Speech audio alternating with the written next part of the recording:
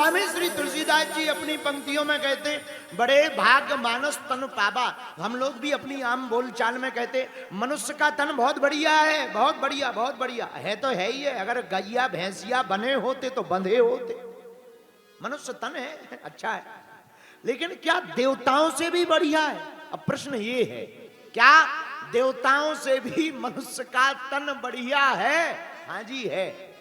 पूछो कैसे? पूछो।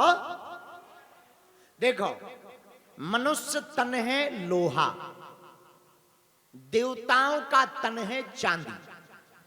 अच्छा, तुम्हारे सामने 80 किलो लोहा, 80 किलो चांदी रख दी जाए, किसको उठाओगे? सब चांदी को उठाएंगे। हाँ जी या ना जी? 80 किलो लोहा, 80 किलो चांदी रख दी जाए, किसको उठाओगे? चांदी को। लेकिन जैसे ही तुम उठाने लगो, तब तक घोषणा की जाए, रुको, दोनों धातुओं को पारस पत्थर से स्पर्श कराया जाए। चांदी में स्पर्श होते ही कोई परिवर्तन नहीं होगा, पर लोहे में ही पारस पत्थर स्पर्श होते ही वो सोना बना देगा। और सोना 80 किलो चांदी के सामने अगर रखा जाए तो सोने का मूल्य बहुत ऊंचा हो जाएगा, चांदी की कीमत बहुत नीचे हो जाएगी। ये है मनुष्य तन। ऐसे ही देवताओं का तन, क्षीणे पुण्य मृत्यु लोकम विसंति। पुण्य क्षीण होते ही मृत्यु लोक में देवताओं को टपका दिया जाता, जाओ वहां पर जियो। लेकिन मनुष्य तन, मनुष्य का तन अगर मिले, गुरु की कृपा हो और प्रभु की भक्ति प्राप्त हो जाए, तो डायरेक्ट पूर्ण परब्रह्म परमात्मा को पाया जा सकता है। इसलिए मनुष्य तन की एक और भैया जी तुम्हारा बहुत कमजोर है, इसके टांग पोलियो है, इसको माइक के सिस्टम को पोलियो है, हो जाते हैं कई बार। नहीं, अब हमने रख लिया है, उसमें बैसाखी लगा दी। हाँ। श्री राम जय राम। श्री सूत जी महाराज शौनकादिक ऋषियों को समझाते हैं,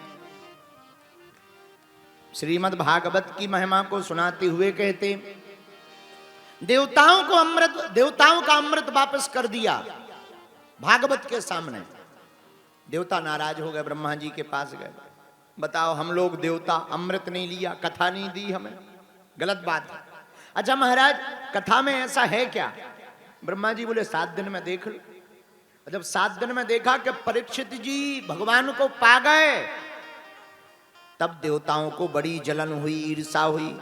एक तराजू के पल्ले पे भागवत को रखा, दूसरे तराजू के पल्ले पर सभी ग्रंथों को रखा, पर भैया टस का मस नहीं हुआ।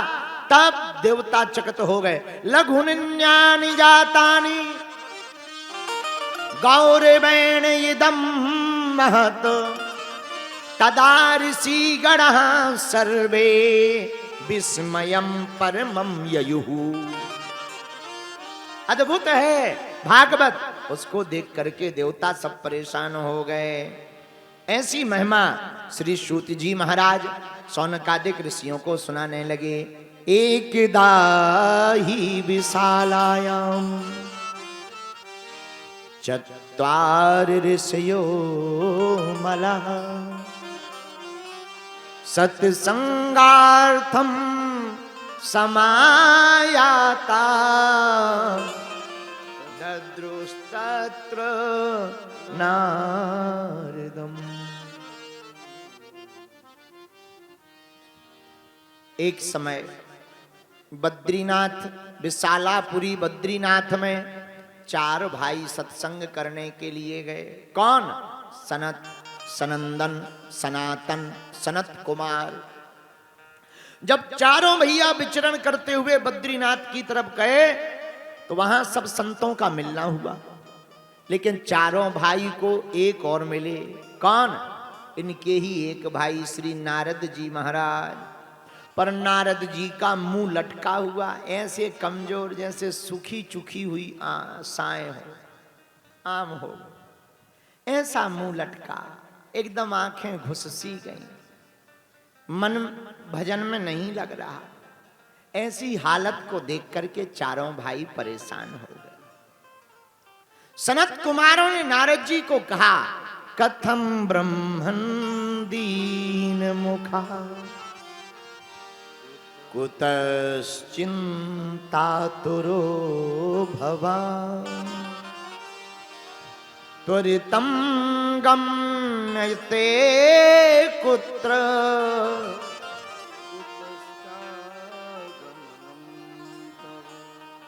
नारद जी, ये तुम्हारा मुंह क्यों लटका है? महात्माओं को टेंशन में नहीं रहना चाहिए, महात्माओं को तो अटेंशन में रहना चाहिए। हाँ, हाँ, कुछ लोग ऐसे होते हैं, हमने देखे हैं, वो कथा में क्या हमारे सामने भी बैठेंगे तो ऐसे बैठेंगे जैसे घर से पिट के आए।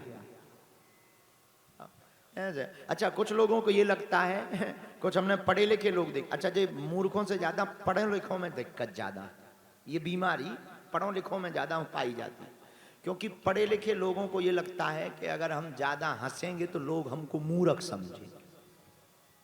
हाँ हाँ, उनको ये लगता है, हाँ, इसलिए जितने भी ठहाका लगाते मिलेंगे वो हमारे जैसे मूर्ख ही मिलेंगे।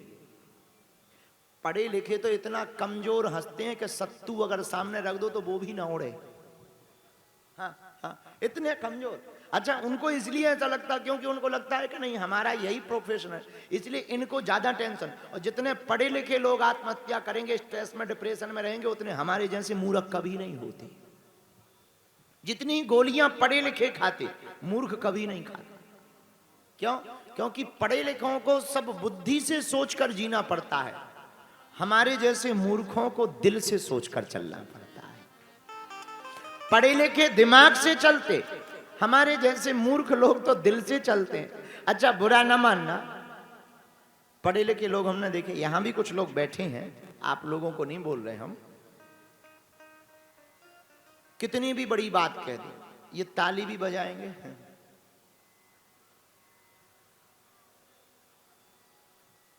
हाँ, हमने बहुत देखे, बड़े बड़े लोग देखे। अच्छा, ये हंसेंगे भी तो,